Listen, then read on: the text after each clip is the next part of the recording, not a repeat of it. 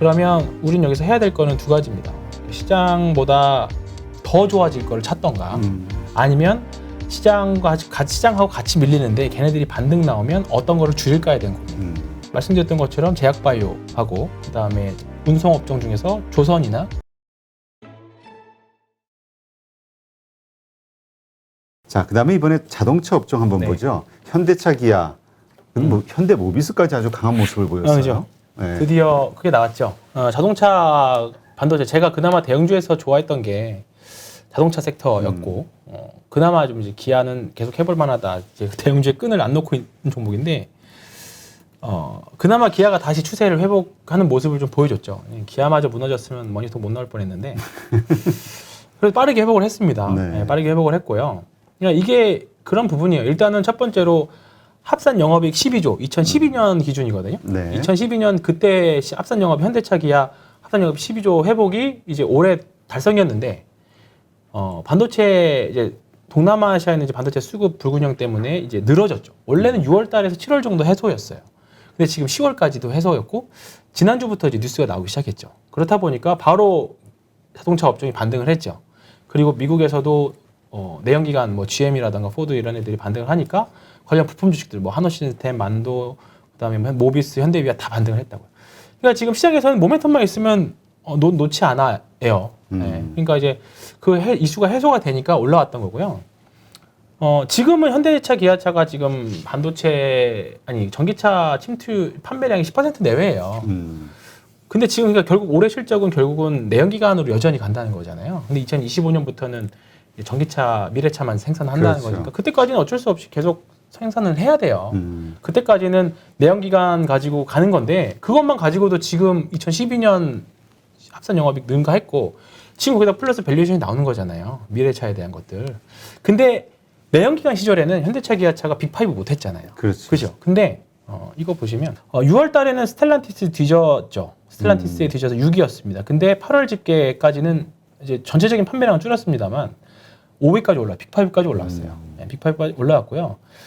제가 요즘에 갖는 느낌 뭐냐면 최근에 뭐 GV60이라던가 그다음에 아이오닉이라던가 그다음에 기아 EV6 나오는 거 보면 2007년, 8년 그때 기아 마크 슈라이어 나오면서 호랑이 그릴 나왔잖아요. K 시리즈.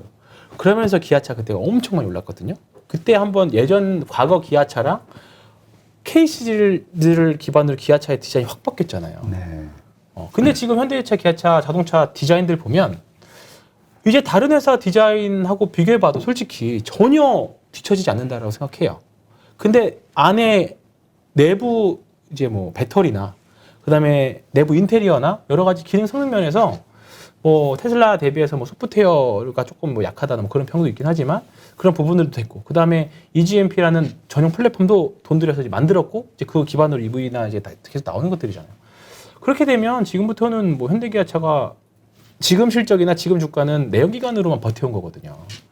제 생각으로는 아직까지도 여전히 그 전기차에 대한 추가적인 업사이드 밸류에이션은 받지 못했다라고 보는 거죠. 그리고 현대차, 기아차가 하반기 3분기 실적 분명히 안 좋을 건데 네. 안 팔려서 안 좋은 게 아니라 못 팔아서 안 좋은 거잖아요. 못 팔아서 안 좋은 거라는 거죠. 그러니까 만들기만 하면 소비 구매자들은 사주겠다가 있는데 못 팔아가지고 못한 거니까 정상화 되니까 바로 주가 반등했던 것처럼 뭐 4분기, 내년 1분기 정상화돼서 올라가면 여전히 대형주에서는 볼만한 게 자동차 그룹 아닌가. 그리고 이제는 현대모비스나 현대위아나 만도, 한온 시스템도 그렇고요. 예, 현대모비스 봐볼까요? 현대모비스도 이제 많이 이제 이게 더 탄력적이고 모비스, 그다음에 현대위아, 네, 그다음에 만도, 그다음에 다 강한 모습. 한온 시스템 다 이제 지금 한온 시스템은 좀 약하네 아직은. 예, GM향이긴 한데. 근데 부품주들이 베타가 훨씬 더 변동성이 더 크기 때문에 이제 부품주들이 가격 메리트가 더 생겨버렸죠. 예, 오히려 기아나 완성차는 좀 많이 올라왔고 그렇기 때문에 이런 쪽은 충분히 더 아직까지도 전상승 여진이 있다라고 보고요. 그러니까 이게 결국 시장의 우려, 그 자동차 반도체 쇼티지 문제, 네. 이게 원인이었다. 그죠. 그게 원인이었던 인도네시아, 거죠. 말레이시아 뭐 말레이시아, 이쪽, 네, 그렇죠. 네. 말레이시아 공장에서 그 부품 조달이 제대로 안 돼서 그렇죠. 뭐 네. 그렇다 이 말이 사실이었나 보네요. 그렇죠. 결국 그거였던 거고 생산량이라든가 지금 전기차 판매량 계속적으로 늘어나고 있잖아요. 네. 그러면 EPS 추정치도 올해 대비 이렇게 예를 들어 3분기 실적이 안 좋아져 버리면 내년에 오히려 여기서는 기저효과가 여기서 또 볼 수 있어요. 3분기가 뚝 떨어져 생각보다 뚝 떨어졌으니까 내년 1분기나 이제 QOQ로도 좋아지고 YOY로도 좋아지는 구간이기 때문에 그렇게 되면 자동차 부품주들은 그나마 대형주 sek터 내에서는 해볼 만한 구간이 여전히 이루어지고 있다는 거죠. 그리고 수급적으로는 그래프 차트 보셔도 아시겠지만 현대모비스 횡보 쭉 하는 동안 이유를 설명할 수는 없어요. 그냥 횡보하는 거예요. 왜냐하면 언제 해결될지도 모르고 그렇지. 언제 해결될지도 모르는데 그러니까 사람들이 사진 않는 거죠. 그 자신 있게. 그렇다 보니까 그냥 그렇다고 또 너무 떨어졌을 경우에는 이 정도는 아닌데 그래서 또 사주고 그렇다고 또 올라가면 또 이 정도까지 갈 건 아직 확신은 없어. 그거 된 거죠. 그 박스권을 그리면서 계속 옆으로 했던 건데 이제 그게 해결의 실마리가 보이기 시작한 거죠. 그렇기 때문에 또 지수가 또 외국인들 쫙 바스켓을 팔면 또 끌려 내려오겠죠, 당연히. 그렇죠. 근데 올라올 때 느꼈잖아요. 빨리 올라오는 거. 강하다. 네. 그래서 이쪽 섹터는 계속 관심 가지고 봐셔야 되는 거고요. 이거랑 연동돼서 봐야 될 게 LG노텍입니다. 제가 추천이라기보다는 제가 좋게 봤던 주식인데 LG노텍도 좀 많이 빠졌었는데 이노텍이 어제 이슈가 좀 있었죠. 네. 웃픈 이슈가 있었습니다. 이제 그저께 이게 월요일이었나요? 수요일이었네요. 수요일 갑자기 아침에 장중에 쭉 빠지더니 장중에 6% 마이너스까지 갔었어요. 이게 왜냐면 삼성전자 애플에서 생산량을 한 1,300만 대, 1,000만 대로 줄이겠다라는 거였거든요. 근데 그 뉴스에 다들 팔았죠. 그렇죠. 그러면 이노텍 타격 있겠다. 근데 다시 우리 지난주에 뭐였죠? 어떤 기사 때문에 동진세미캠? 네, 동진세미캠도 그렇고 뭐 하나 또 있었는데 제 기억이 갑자기 안 나네요. 기사만 보고 포스코케미칼. 네, 포스코케미칼. 그것도 그냥 SK가 주력인데 LG랑 뭐 삼성 실험 탈락했다고 해서 이슈가 있었죠. 근데 LG도 알고 봤더니 애플에서 안 팔려서 안 파는 게 아니라 여기도 반도체 수급 이슈였잖아요. 그게 반도체 공급이 안 되니까 못 팔아서 생산량을 줄인다는 거였어요. 이제 그거에 대한 이야기가 다시 떠지니까 막판에 양봉으로 돌렸죠. 그래서 저는 사실 빠질 때 이 정도 아닌데 왜 이러지 그랬었어요. 근데 결국 양봉을 나타냈고 그러면 결국은 주가 떨어질 때 거래량이 없었잖아요. 그렇다 보니까 결국 다시 또 탄력적으로 올라가고 오늘 아침에 또 다시 VR 공급한다라는 이야기 나오면서 주가는 정말 여기서 19만 원대에서 이 지지선 가격 저항선 지지선 깨진다고 손절하셨던 분들은 좀 가슴 아프게 됐죠. 그렇죠. 결국 결론은 또 기사에 놀아놨구나 이렇게 돼버린 거죠. 네, 그래서 제가 차트를 항상 볼 수밖에 없다고 봐요. 네, 특히 거래량 기준으로는. 그래서 요즘에는 기사도 잘 읽어야 되고 그래서 그렇습니다. 그래서 LG노텍은 다행히도 뭐 기사 회생하긴 했지만 지금 그러면 LG노텍이 됐든 뭐 현대차, 기아, 현대모비스가 됐든 이쪽에 주식을 갖고 있어요. 근데 아까 우리 30% 현금 비중 만들어야 그렇죠. 되잖아. 이 주식을 갖고 있다 하더라도 줄여서 30% 현금 만드는 그렇죠. 게 필요해요? 네, 좀 필요하다. 네, 좀 팔았다가 지금 보면 또 다 저항선에 다 걸쳐 있어요. 그렇죠. 또 네, 다 저항 위에 머리에. 사람 심리가 떨어질 때는 한없이 떨어질 것 같고 또 오르기 시작하면 또 한없이 오를 것 같거든. 같거든요. 그거 못 팔아. 네. 근데 팔아야 된다. 이거지. 그렇죠. 네, 기계적으로. 팔고 올라갔다. 예를 들어서 팔고 올라가 버렸다. 그러면 그때 가서 또 사면 됩니다. 근데 약간 그게 비싸게. 싫은 거잖아요. 근데 그게 그게 싫어서 그런 거잖아요. 그게 아까우니까 그런 거. 그게 아까워서 그런 건데 잘 생각해 보세요. 우리가 계좌가 망가졌던 거는 그런 케이스보다 못 팔아서 떨어져가지고 아쉬웠던 케이스가 훨씬 더 많습니다. 네. 리스크 관리가 네, 더 리스크 중요하다. 관리, 결국은 리스크 관리. 결국은 제가 쭉 경험해 보면 손절을 잘하는 게 계좌를 지키는 길입니다. 아니면 아예 그냥 눈 감고 장기 투자를 하던가. 그건 거죠. 알겠습니다. 자, 그러면 이번엔 지금 공급단 네. 원자재 가격 상승으로 인한 공급 네. 부분의 그 어떤 인플레이션 네. 이 우려로 지금 뭐 전체가 흔들리고 있는 건데 그 가장 핵심에는 원자재 가격 원자재죠. 상승, 네, 에너지잖아요. 네. 석유 가격, 네. 뭐 천연가스 어떻습니까? 이것 때문에 다시 전통 에너지들이 강세를 띄우고 있다 이러는데 그죠. 석유화학주들, 정유주, 정유주들이 대표적이죠. 근데 원자재는 몇 가지 이슈가 심리적인 요인도 있고 수급적인 요인도 있고 그다음에 투기적인 요인도 다 같이 있는 것 같아요. 일단은 한 5월달, 6월달에 이제 6, 7월 이때죠. 7, 8월달 한 60불까지 더블텍 기준 내려갔었거든요. 근데 델타 변이 예상 우려했어요. 여기도 결국은. 근데 지금 갑자기 80불 그다음에 코로나 이전 가격으로 다 회복을 했죠. 원자재가 사실 더 예측하기 더 힘들거든요. 이제는 이제 뭐 위드 코로나 가니까 심리적으로는 내년에 이제 회복에 대한 기대가 있을 거고요. 그리고 이제 뭐 중국이랑 호주의 석탄 분쟁 때문에 에너지 가격이 끌어올린 부분들도 좀 있었고, 그 다음에 미국에서 전략 비축유 방출 안 한다라는 뉴스도 좀 있었고, 그 다음에 오펙 플러스에서도 더 이상 뭐 추가 생산 안 한다는 이슈가 그렇죠. 있었습니다. 예. 그런 부분들이 복합적으로 작용을 한 건데, 근데 이런 부분들은요, 실제로 기름이 유통된 걸 떠나서 하룻밤 만에 미국에서 전략 비축유 방출할게, 우리 증산 합의할게 하면 언제 또 꺾일 수 있어요. 그죠? 그래서 원자재 뭐 그 지금 S-오일 뭐 사라 마라 그런 개념은 아니라 원자재의 위험성을 말씀드린 거고요. 근데 웃긴 거는 재생에너지가 같이 가요. 지금 같은 에너지로 그냥 묶여서. 이게 원래 상반으로. 네, 그죠. 그러니까 S-오일이나 원자재 관련 주식들은, 그러니까 기름 전통 에너지 관련 주식들은 이제 계속 뭔가 하향 곡선을 그려야 될 것 같고, 느낌상. 그죠. 왜냐하면 탄소 중립도 나오고 재생에너지 쓰고 하다 보니까. 우리 그 미래학자들이 만든 용어가 있잖아요. 좌초자산, 네. 사라질 자산. 네, 사라질 자산. 그죠. 근데 또 이게 그러지 않은 거죠. 이게 역설이라고 표현을 하는데, 이게 재생에너지, 신재생에너지, 풍력, 태양광 이런 것들이 생각보다 안정적이지 않다라는 거를 일단 올 여름에 많이 느꼈습니다. 그죠.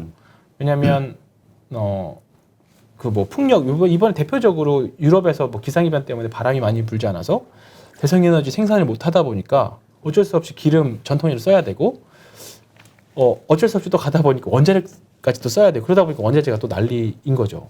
지금 결국은 전기차가 처음에 확산될 때 이런 우려도 있었어요. 전기차가 지금이야 괜찮은데 전기차가 나중에 비중이 전 세계 차에서 30% 50% 이렇게 가면 전기차도 결국은 전기차 자체는 뭔가 친환경적이지만 그 전력을 어디서 공급할 거냐. 그렇지. 재생에너지로, 신재생에너지로 과연 그게 충당이 될 거냐. 그 말이 되게 많이 있었어요. 뭐 그래서 제가 봤던 게 우리나라 전력 수급 계획까지 다 뒤져보고 막 그랬었거든. 근데 지금 와보니까 안 된다는 거잖아요. 그치. 그래서 원자력 다시 해야 되고, 석탄 다시 떼야 되고, 그렇다는 역설인 거예요. 그래서 당분간은 이게 수소도 뭔가 제대로 되려면 2030년이거든요. 그러니까 앞으로 한 짧아서 5년, 길면 한 10년 정도까지는 저는 동행 구간이라고 봐요. 과도기적 구간인 거죠. 그래서 최근에 태양광으로 대표되는 OCI라던가 하나 관련 주식이라던가, 그리고 전통에너지였던 뭐 S-오일이나 GS 이런 것들이 예전에는 상반되게 움직였는데 지금은 같이 움직여요. 오르는 날 같이 오르고 떨어지는 날 같이 내려. 그래서 일단 지금은 뭐 추세적으로는 점점 전통에너지는 줄이고 신재생에너지는 올려야 될 거라고 봐요. 오히려 이 기회를 이용해서 뭐 상강 M&T라던가 그다음에 풍력, 태양광, OCI, 하나솔루션 이런 주식들은 중장기 투자하기 굉장히 좋은 구간이 왔다라고 봐요. 가격이 많이 낮아져서. 그리고 전통에너지 주식들은 이번 상승을 이용해서 또 좀 줄이는 구간이 이거 맞고. 근데 그 원자재 가격, 그러니까 인플레이션 이게 좀 오래 갈 것이다라고 보는 분들이 네. 많단 말이에요. 네. 그 얘기는 원유 가격이 계속 좀 이렇게 네. 추세적으로 갈 수 있다. 그 얘기는 정유주가 계속 우리 그렇죠. 픽하웃에 대한 이야기는 나왔지만 네. 오래 갈 수도 네, 있다. 이 그렇죠. 얘기로 갈 수도 있잖아요. 내년에 위드 코로나 가면 당연히 또 수요도 늘어날 수밖에 없고, 이제 항공유라던가 여전히 그렇죠. 내연기관 차들이 많이 있기 때문에 수요는 더 늘을 거고, 저는 좀 아직도 여전히 투자 유효한 논리라고 봅니다. 네, 내년까지는 충분히 논리하다 보고요. 오히려 정말 S-오일을 진짜 초장기로 물려 있으신 분들, 뭐 월봉 한번 볼까요? 뭐 예를 들어서 한 10년 전에 17만 원대 사셨던 분들은 재미없는 주식으로 그죠. 유명하잖아요. 근데 이번 기회에 탈출할 수 있는 기회로 삼으셔야 되겠죠. 네, 저는 중장기적으로는 어차피 근데 정고점 근처까지 올 수 있다. 가능하죠. 네, 14만 원 정도까지도 가능해 보이고, 뭐 S-오일이 가만히 있지는 않겠죠. 당연히 지금 우리나라 S-오일뿐만 아니라 모든 정유사들이 다 지금 탄소 중립에 대한 노력하고 있기는 한데, 탄력적으로 움직이는 구간은 결국은 유가가 상승해야 되는 구간이기 때문에 뭐 기름 회사 관련 분이 들으면 좀 기분 나쁘실 수 당연히 있겠지만, 이제 주식의 관점에 봤을 때는 조금은 이제 트레이딩 분명히 좀 상승 여진 더 있다고 봐요. 근데 뭐 바이앤홀드 여기서부터 10년 들고 합니다. 그런 거를 확인하기에는 뭔가 아직까지는 글쎄요, 잘 모르겠습니다. 네. 알겠습니다. 하여튼 이럴 때, 그러니까 올라올 때 이걸 또 장기 투자로 또 생각하시고 오래 가져가시는 네. 분은 안 계시겠죠.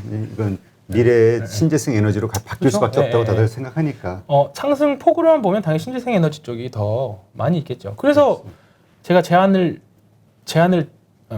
드렸던 게 삼성 엔지니어링 거잖아요. 지금은 유가 관련 주식으로 같이 움직이지만 신재생 에너지로 변환하는 구간에 있는, 그래서 삼성 엔지니어링 같은 구간에 있는 주식은 유가 상승 나오면 플랜트 수주도 나올 수도 있고, 그 다음에 얘네들이 삼성 엔지니어링이 이제 수소 관련 에너지로 또 이제 변환하려고 하고 있기 때문에 여기서 밸류에이션이 확장이 나오는 거니까 그런 점에서는 좋은 거죠. 현대 엔지니어링 상장할 때까지 1차 변곡점으로 보고 있는데 뭐 그런 주식들은 좋다라고 봅니다. 그러니까 당분간 정유주는 조금 더 갈 수 있다 이렇게 네. 이해하는 네, 걸로. 네. 그 지난주 우리 얘기했던 그 동진세미캠. 네. 그래도 좀 주가가 또 올라요. 올라왔어요. 네, 올랐습니다. 네, 그 뭐 올랐는데. 소문에 뭐 슈퍼개미가 1,400억 물렸네 네. 뭐 이런 얘기가 있더니 그 진짜 뭐 공시 하나 떴던데. 네. 뭐 이거는 뭐 저는 코멘트 드릴 게 별로 없어요. 네, 저는 별로 이거고요. 이건 말고 오랜만에 카프로 말씀드리면 카프로하고 포인트 모바일 한번 네. 점검 좀 해보죠. 카프로는 그래서 오랜만에 왔는데요. 그때도 카프로 락탐 가격이랑 비교하면서 말씀드렸던 건데 지금 카프로 락탐 가격이 최근에 보면 카프로 주가 흐름이 괜찮죠. 네. 빨리 이거 올라 버리고 더 이상 방송에서 언급하고 싶지가 않아요. 작아가지고 변동이 너무 커서 제가 이제 제 손님들만 하고 같이 매매를 하면 차라리 괜찮은데 제가 이게 초기 실수입니다. 너무 종목 선택에 대한 실수가 아니라 너무 작은 걸 말씀드려가지고 어쨌든 지금 다시 좀 최근에 좀 주가 올라가는 부분도 있고요. 약간 좀 이제 다이버전스 나오고 있죠. 이러면 주가가 따라가는 보고요. 추세적으로 올라가고 있고 최근에 자동차 많이 팔리면서 타이어 안에 들어간 타이어 코드도 수요가 늘어나고 있거든요. 그렇죠.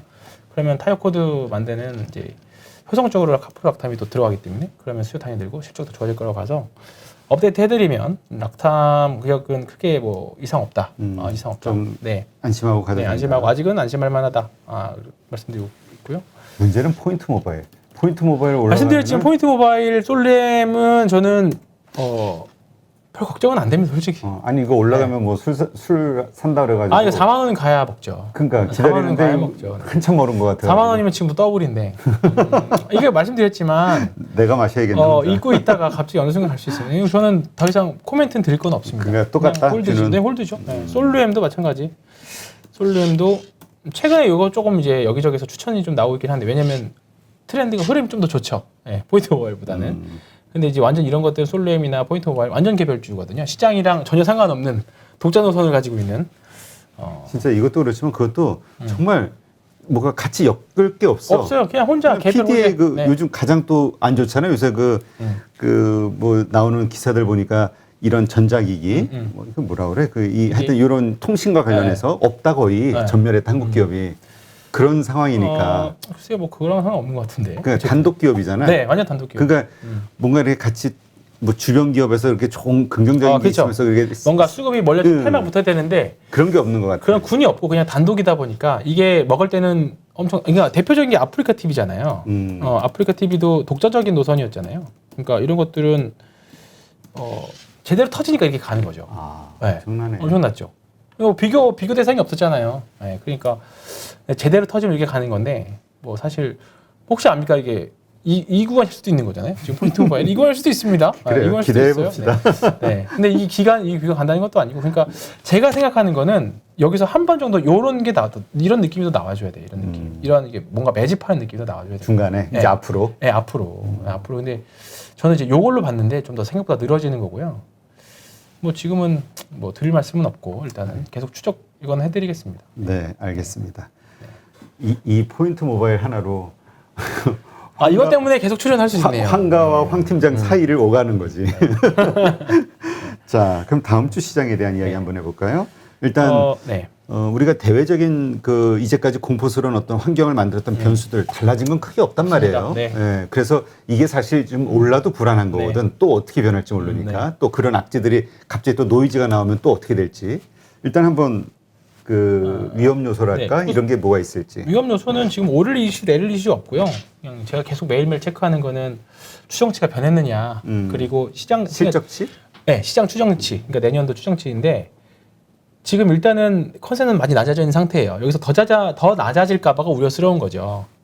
그러면 우린 여기서 해야 될 거는 두 가지입니다. 그러니까 시장보다 더 좋아질 거를 찾던가 아니면 시장하고 같이 밀리는데 걔네들이 반등 나오면 어떤 거를 줄일까에 대한 고민. 네, 어떤 거를 늘릴까와 어떤 거를 줄일까. 뭐 뻔한 얘기긴 한데 일단 이거에 대한 고민인데 말씀드렸던 것처럼 제약바이오하고 그다음에 운송업종 중에서 조선이나 조선은 일단은 그렇고 조선이나 아니면 뭐죠?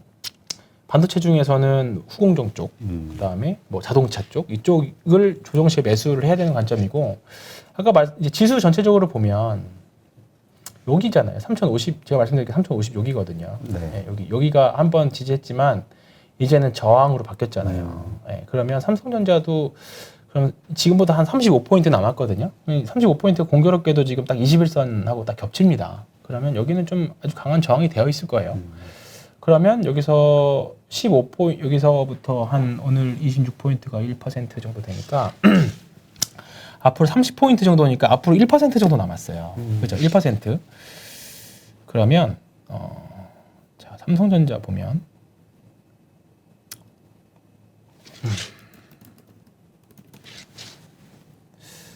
삼성전자가 이 정도 올라오면 한 5% 정도 되겠네요. 5%에 한 0.3% 정도, 30% 정도 관여하니까 5, 3, 15.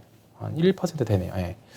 그러니까 삼성전자가 7만 한 4,000원 정도, 3,000원에 4,000원 정도 가면 삼성전자 기준으로만 그러면 한 3050 정도 갈 겁니다. 그러니까 저도 개인적으로 삼성전자 이번 반등 목표치는 7만 3,000원 정도 보고 있어요. 거기까지 가서 하면 땡큐 하고 조금 줄이었다가 또 다시 사고. 일단은 뭐 요 정도 전략이에요. 큰 전략 없습니다. 그냥 개별주 나오면 개별주대로 매매하고 기존에 있었던 파라다이스, 하이트진로 뭐 좋은 종목들 그냥 가져가고 조금 과하게 오른다 싶으면 좀 쳐내고 또 내려갔다 싶으면 또 좀 사고 그런 전략입니다. 그러니까 지금은 어차피 실적에 대한 기대치도 엄청 맞은 상태라서 지금부터는 실적보다는 정책으로 끌어줘야 되는 거거든요. 정책이 이제 뭐 테이퍼링이 될 수도 있고 그다음에 뭐 경기 부양책이 될 수도 있고 이런 것들 나중에는 지금 일단 안개 속이잖아요. 그러니까 투자자들도 뭐 큰 자금을 운용하는 사람분들도 별거 없는 거죠. 그래서 모멘텀 쫓아다니는 장세, 박스권 트레이딩인 거죠. 그러니까 하여튼 우리가 떨어진다고 너무 공포에 빠져도 안 되지만 그렇죠. 올라간다고 또 너무 환상에 젖어도 안 되고 좀 주의 깊게 조심스럽게 지금 한 며칠 올라서 또 다들 또 해볼만하다 막 이러실 거예요. 또 대부분 또 벌면 되지 뭐 이러고. 근데 지난주 2주 전에 보면 세상 다 무너질 것 같은 느낌이었거든요. 근데 주식시장에도 그런 거니까 너무 좋다고 파티를 벌써 또 하실 필요도 없고 여기서 또 밀린다고 해서 밀리면 또 예상했어. 그렇게 받아들이시면 됩니다. 알겠습니다. 그러니까 기본적으로 좋은 주식 가지고 거래를 해야 돼. 그렇죠. 그건 당연해요. 그래야 물리든 어떻게 됐든 본인 스스로가 안심을 하면서 버틸 수가 그렇죠. 있는데. 네, 맞습니다. 알겠습니다. 하여튼 다음 주 변동성이 분명히 좀 있을 것 같은 느낌이 드는데 잘 대응하시기 바랍니다. 네, 이제까지 신한금융투자 서울파이낸스센터 황희연 PB팀장과 함께했습니다. 오늘 수고하셨고요. 네, 방송 보신 분들도 주말 편안하게 쉬시면서 다음 주 대응 전략 한번 생각해 보시기 바랍니다.